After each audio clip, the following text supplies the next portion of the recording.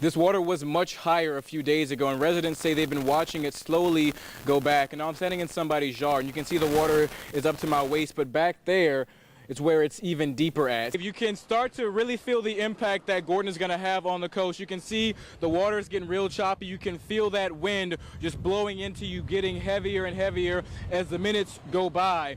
The students have thought of everything to make this place feel like an authentic coffee shop. There's soothing music, warm lights, hip art. The only thing this place does not have is a Snapchat filter. But there is free Wi-Fi, and judging by the long lines as soon as the doors open, well, that scene just cleared out just moments ago, but you had Gulfport Police, Gulfport Fire, Department of Marine Resources, and the county coroner, Gary Hargrove, all out here just looking over into the water, trying to see about this report of a body that had been found floating in the water not too long ago. A Harrison County home engulfed in flames overnight. The house is a total loss after the massive fire. Multiple fire departments taking hours to dampen the blaze. Coming up. But first, Governor Phil Bryant leading a horde of motorcyclists on a journey to Gulfport today, raising money for wounded soldiers. For almost 3 weeks, Kathy and John Muzzy have been watching the beating and the aftermath Hurricane Florence laid on their hometown of Wilmington, North Carolina. It's just hard to see a city you love go through this. Every day in their Pass Christian house, they stream the local news from back home. Kathy's been having nightmares seeing the scenes play on the television screen. I guess it's survivor's guilt. She says it's hard knowing that while they evacuated and are comfortable, others are struggling to get by. They say luckily their house and neighborhood were spared from the destruction, but their hearts ache for people who weren't so fortunate, like a mother and a baby who died when a tree crashed into their home.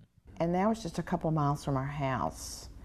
And that really hit home. It just broke my heart. Staying in touch with their friends and their neighbors, they decided to open their home as a refuge for people to find some relief. Almost 800 miles away, they say it's the least they can do.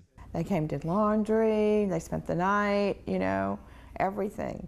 Have to do that.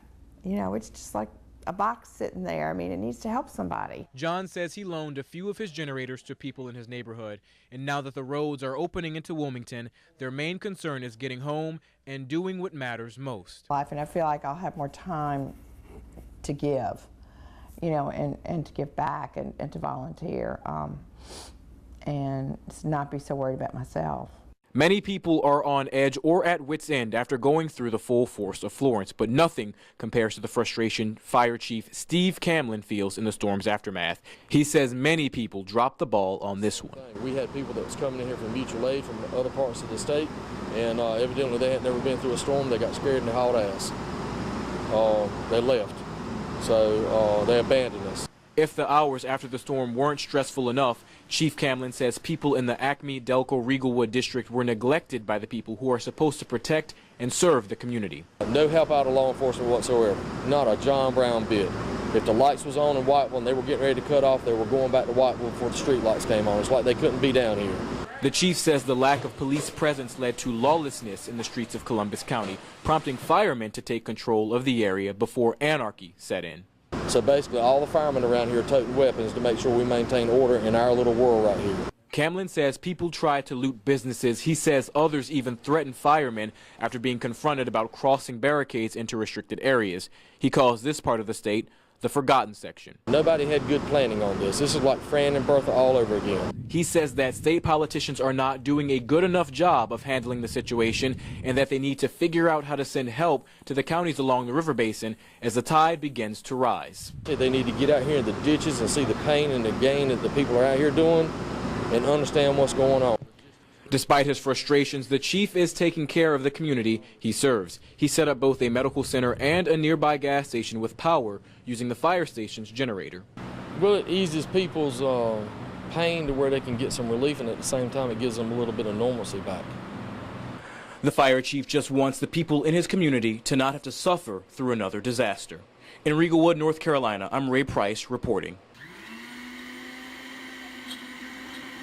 The original idea was to have a coffee cart or even a small closet to serve the drinks from. Never in a million years would the culinary arts students at Stone High School imagine being given an empty house to use as a cafe. So when I pitched the initial plan of this business, I was thinking kind of small, to be honest. The school district liked the idea and pitched some money in. Grant money came. Some generous parents provided cash and labor to cover the rest. And voila, the Border Brew Cafe was established. $1. Whether the students go into the culinary industry or not, what they're doing in this tiny cafe have huge impacts on other areas in life and extend far beyond hot or cold beverages. They're creating the menu, they're developing recipes, they're understanding the difference between cost and price so that they can make a profit.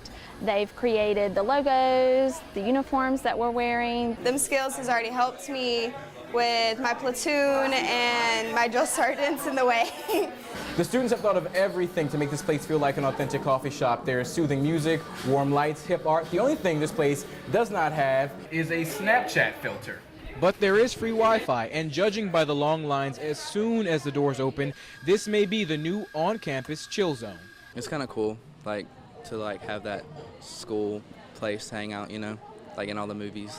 Only senior culinary students are working in the shop now, but later in the semester they will begin to schedule younger students in the program to work some after-school shifts. In Wiggins, Ray Price, WLOX News Now.